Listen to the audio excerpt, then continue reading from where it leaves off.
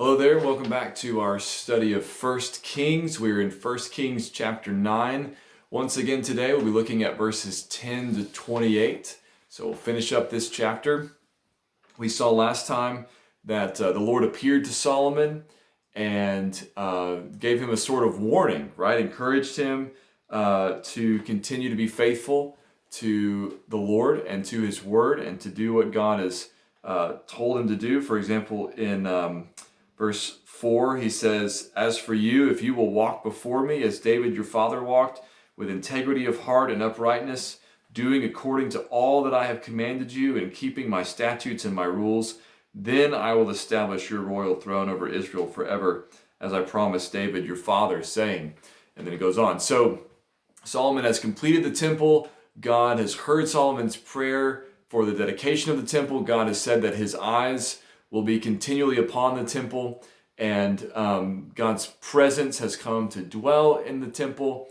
But that does not mean that Solomon can now do whatever he wants, as though he's sort of done the things that God wanted him to do, and now he can presume on God's faithfulness and grace to him. It doesn't mean that at all.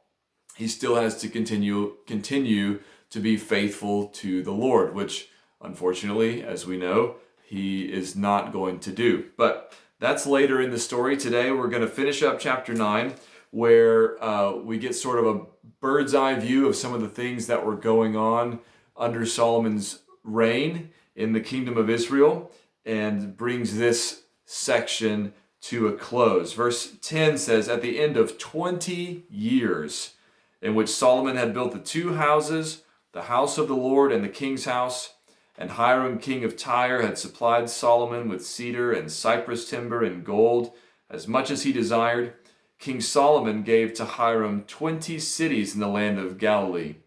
But when Hiram came from Tyre to see the cities that Solomon had given him, they did not please him. Therefore he said, 'What kind of cities are these that you have given me, my brother?' So they are called the land of Kabul to this day. Hiram had sent to the king 120 talents of gold."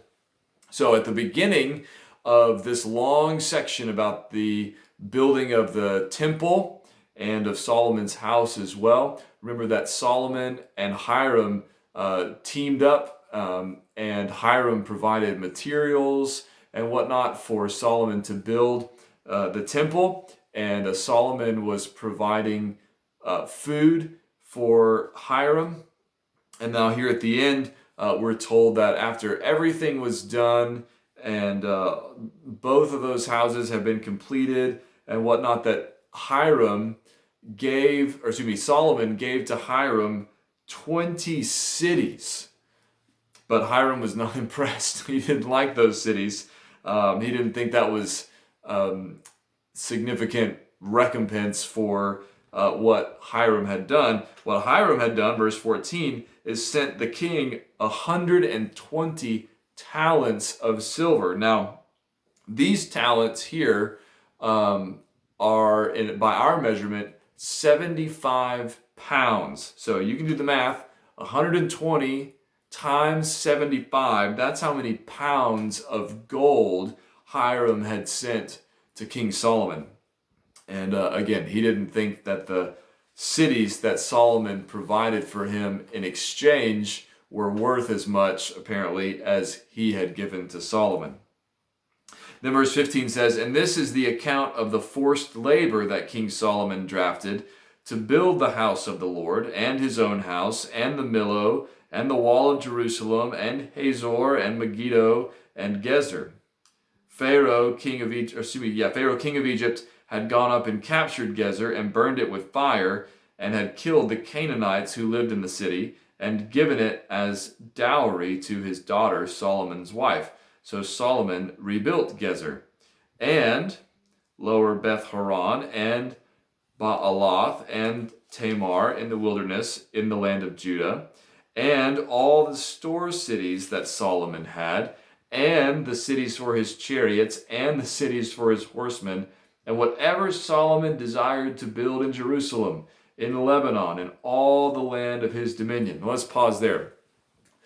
In other words, Solomon was doing a whole lot of building, A lot of cities Solomon built up. He built up a wall for the city of Jerusalem. Who's going to do all that work? Who's providing all of that labor? And we saw earlier in the book that Solomon drafted labor from the Israelites, people who worked for him, but they worked in shifts. There was a rotation.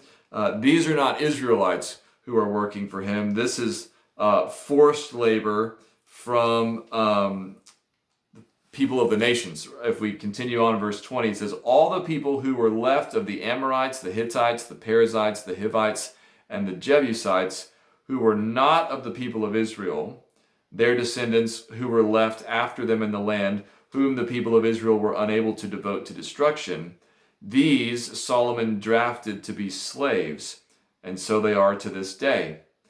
But of the people of Israel, Solomon made no slaves. They were the soldiers, they were his officials, his commanders, his captains, his chariot commanders, and his horsemen. So for the Israelites were reserved significant positions. They still had to work, of course, but they were not drafted as slaves. The forced labor, the slave labor that Solomon used, came from these nations that Israel was supposed to not just drive out, but wipe out earlier in their history, but they had failed to do that. If you go and read in Joshua and in the book of Judges, both of those books tell us that though Israel conquered the promised land like they were supposed to in Joshua, they didn't ever drive out all the nations like they were supposed to, or devote them to destruction like they were supposed to. So there were remaining nations that Israel was not supposed to be in fellowship with, living in the promised land, and Solomon used them for his forced labor, his slave labor, to complete the building of these cities. So one of the things that reminds us of is that Solomon is continuing a story that started before him and will continue after him. Whenever you're reading the Bible, it's always helpful to have a good idea of where you are in the storyline, where you are in this narrative that goes from Genesis to Revelation. And we are past the promises to Abraham, where God promised the land of Canaan to Abraham and his offspring. He told them that he told Abraham that his descendants would not take the land just yet because the sin of the Amorites, I believe it was, he mentioned in particular, was not yet complete. And then after God brought them out of Egypt at the Exodus, and they wandered through the promised land because they didn't trust God to give them the promised land because they were afraid of the people living there. After that generation died in the wilderness over a period of 40 years, and they came into the promised land under the leadership of Joshua, then they conquered the land, took it from those people, and the people that they were taking the land from, it's important to remember, they were not neutral nations. They were not good people. If you read in like Leviticus 20, I think it is, and I think in Deuteronomy as well, about these nations, you will find that they were doing disturbing, sinful, awful things. And the reason why God told Israel to destroy these nations was, one, Israel was acting as God's arm to bring judgment on these nations that were sinful and rebellious, sort of like Sodom and Gomorrah. Instead of raining fire out of heaven, God sent his people as an army to destroy these nations. So that's part of what was going on. Another part of what was going on is that God knew that if his people lived in the midst of these nations, that they would be drawn to their idols, to their false gods, and would be turned away from the one true and living God. Of course, that happened anyway, right? Israel turned away from the Lord, even despite the fact that they had removed many of these nations from around them. So there's a continuing story going on, and Solomon is having to deal with the failures of previous generations, that they didn't fully obey the Lord. They didn't do all that God told them to do, as we're told in Joshua and in Judges. And so Solomon has inherited this problem, and part of the way he's dealing with it is by using these nations for forced labor. So that's what's going on there. Now let's keep going. Verse 23. These were the chief officers who were over Solomon's work, 550 who had charge of the people who carried out the work. That gives you an idea of how grand the scope is. Everything that Solomon does, he seems to do on a massive scale. He's got 550 people who are in charge of all this labor. That's a lot of bosses, right? Verse 24, but Pharaoh's daughter went up from the city of David to her own house that Solomon had built for her. Then he built the Millo. So remember, Solomon not only built his own house and built the temple, he built a house for the daughter of Pharaoh, who was given to him in marriage. And so she took up residence in her house. Solomon has his house, and the Lord, of course, has blessed his house, the temple. Then verse 25 says, 3 times a year Solomon used to offer up burnt offerings and peace offerings on the altar that he built to the Lord, making offerings with it before the Lord. So he finished the house. Now, why 3 times a year? Why did Solomon go 3 times a year to offer offerings, sacrifices, at the temple? Well, most likely, this means that Solomon was participating in the 3 feasts that every male Israelite was supposed to celebrate each year. In the book of Exodus, chapter 23, part of the instructions that God gave to Israel include instructions about celebrating these 3 feasts each year. Exodus 23:14 says, 3 times in the year you shall keep a feast to me. You shall keep the feast of unleavened bread. As I commanded you, you shall eat unleavened bread for 7 days at the appointed time in the month of Abib, for in it you came out of Egypt. None shall appear before me empty-handed. So that the Feast of Unleavened Bread is the feast that goes along with the Passover. That's why it's dated from the time when Israel left Egypt. So one of the feasts is the Passover and the Feast of Unleavened Bread. Second one, verse 16, you shall keep the Feast of Harvest, of the first fruits of your labor, of what you sow in the field. You shall keep the Feast of Ingathering at the end of the year, when you gather in from the field the fruit of your labor. 3 times in the year shall all your males appear before the Lord God. So this was part of the law that Solomon is supposed to know, have copied, be meditating on, be living in accord with. And so these verses, or this verse in 1 Kings 9 tells us that Solomon is doing that. He's paying attention to the law. He's celebrating these 3 feasts that he's required to be a part of each year.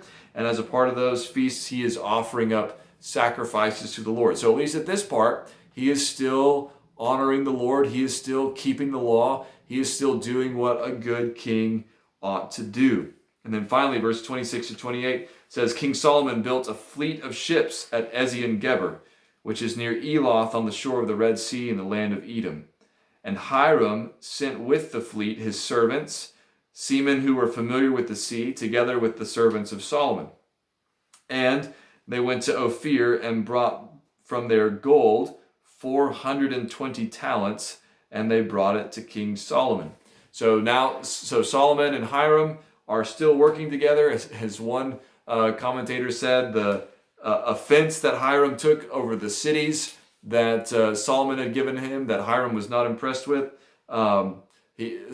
just because of that, Hiram wasn't foolish enough to stay out of a lucrative partnership with Solomon. So Hiram provides seamen, sailors, to go with Solomon's fleet of ships to go gather gold. They bring gold from Ophir, 420 talents. Remember, Hiram had sent to Solomon 120 talents. That was a lot. Again, these talents, 75 pounds is what that equals. Now they've brought back together 420 talents of gold.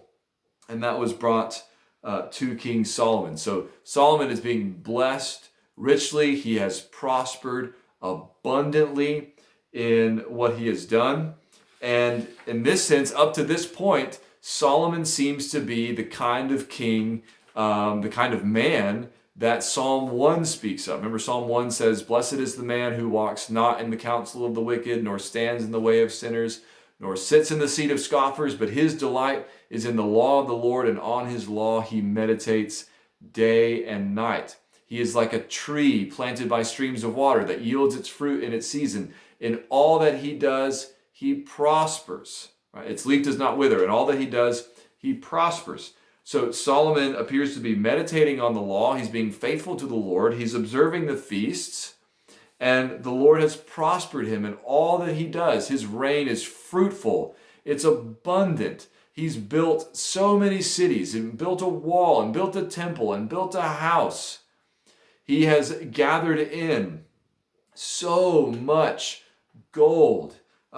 His household, as we saw in an earlier chapter, is provided so much food. There's so much richness and blessing. The glory and goodness of Solomon's reign up to this point gives us just a taste, just a hint of what it will be like when the true, ultimate King of Kings comes, Jesus himself. The abundance and glory and blessing and prosperity of his kingdom, of his rule, of his reign is just hinted at by the glory of Solomon's reign. And next time, Lord willing, we'll dig into 1 Kings chapter 10, which is where the Queen of Sheba comes to visit Solomon. And perhaps there's more to that story than most of us have realized before. Look forward to digging into that chapter with you next time. God bless.